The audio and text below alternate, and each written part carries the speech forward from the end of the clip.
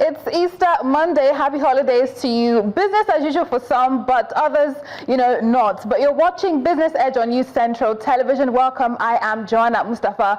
Much later, we'll have a conversation on Nigeria's move to settle 4 trillion naira electricity debt owed to GenCos. IMF as well is raising concerns over poverty and food insecurity in Nigeria despite reforms. And what pages can Africa take from Trump's book as he expands crypto empire? It's almost at $1 billion now. Solomon Amude, Oladipo Ajayi and Lanre Elatuyi join us after this break, but now the African business headlines.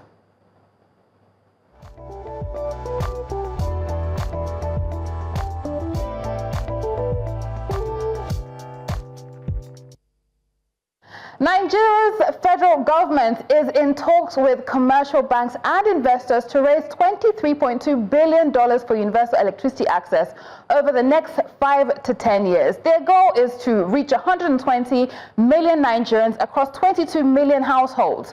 $14.1 billion of this 23 billion is required upfront and is to be funded by multiple stakeholders.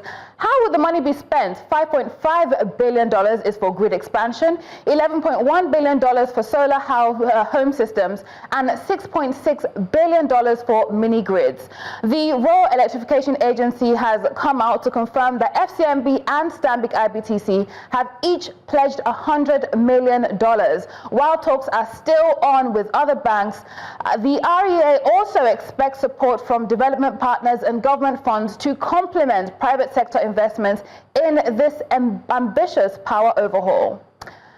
And the Nigerian equity markets recorded a 207 billion naira loss in market capitalization during a holiday-shortened trading week, with only 4 trading days due to the Easter holidays, of course. It's going to be a similar story this week, but in terms of numbers of trading days and hopefully not results. Last week, with the trading day that ended Thursday, April 17th, investor sentiments remained cautious amid ongoing earnings reports and, of course, dividend announcement. The NGX All-Share Index dipped by 0.32% to close at 104,233.81 points.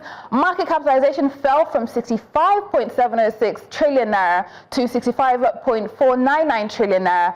Alongside this drop, weekly trading volume saw a significant decline, falling by 27% from 2.09 billion shares in the previous week to 1.5 billion shares. That's, of course, evidence of reduced activity and investor decision. Retracement phase continues on the local bourse. The Central Bank of Nigeria now is intensifying efforts to stabilize the naira as foreign exchange pressures continue to mount. We know that there have been several reforms of late and a streak of interest rate hikes only just broken in the last MPC with a hold. The goal has been to attract foreign inflows that will stabilize the naira, but naira volatility continues in both official and parallel markets. Analysts attribute it to dollar scarcity, rising external obligations, and weak reserves as key challenges. But the CBN, we know, has ramped up intervention in the FX market and is also exploring other measures to boost confidence and liquidity. But the persistent demand pressures and speculative activity remain another significant hurdle.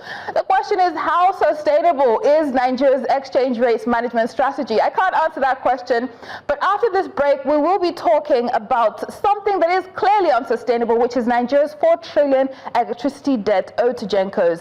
Lanre Elatuyi joins us for that conversation after this break.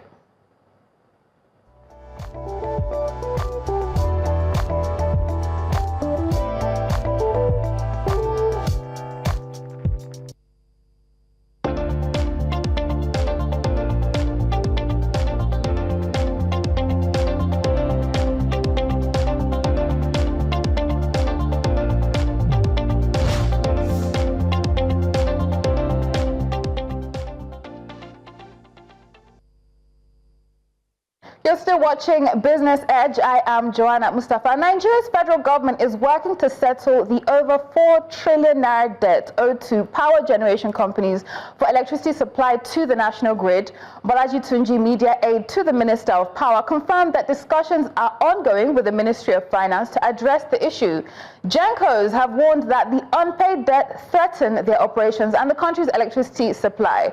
From Abuja, I have joining me for this conversation Lanre Lanre Elatuyi, electricity market analyst. It's great to have you join me. Good morning, Joanna. Yes, good morning. So we're talking 4 trillion naira in debt owed to GenCos. That's an entire budget for infrastructure. How did we get here? Oh, you're asking how we got here. Indeed. It's not a surprise how we got here.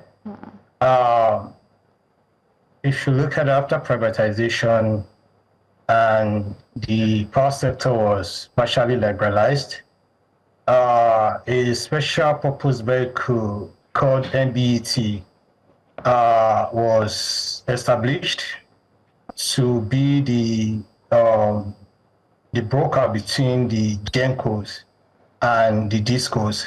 So MBET is owned by the federal government, funded by the federal government, supposedly funded by the federal government. So the essence of MBET is to provide that liquidity gap in the market. So over the years, DISCOs are now buying electricity with full payment.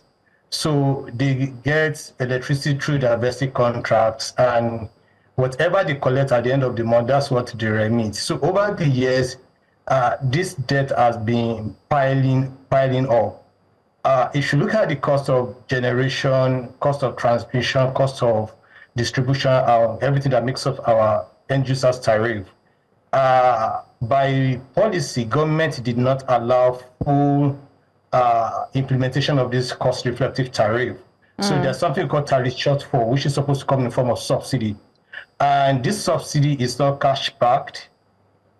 And that has been the problem. So the invoice issued by DISCOs, GenCos rather, on a monthly basis is not what we're paying. There's something called minimum remittance obligation, which is MRO. Even the MRO is not fully paid.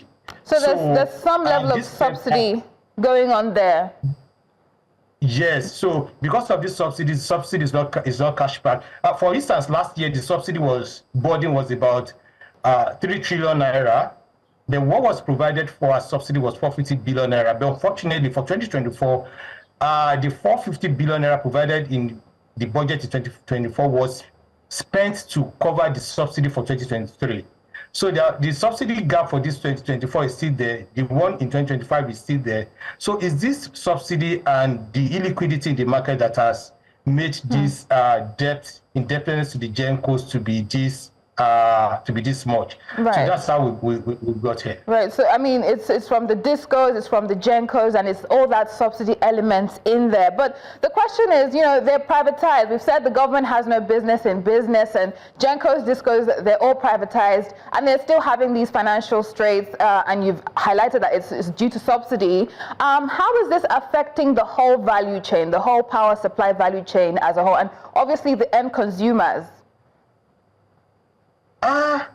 I think there's a narrative we need to correct. The subsidy being provided by the government is to help the consumers. You're not subsidizing the market agents or the market players. You're not subsidizing GenCos or DISCOs.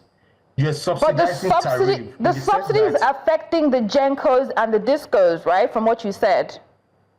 The subsidy is affecting the GenCos mostly. Right. The GenCos mostly. Right. Go ahead.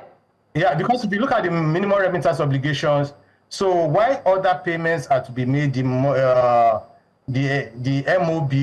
the meter acquisition fund bill, the CBN loan, is just whatever is left in the market that is paid to the GenCos. So the whole value chain is just because of the fact that we still have a lot of problems in terms of technical losses because of the aging infrastructure. We still have collection issues because DISCOs are not collecting as much as they should be collecting.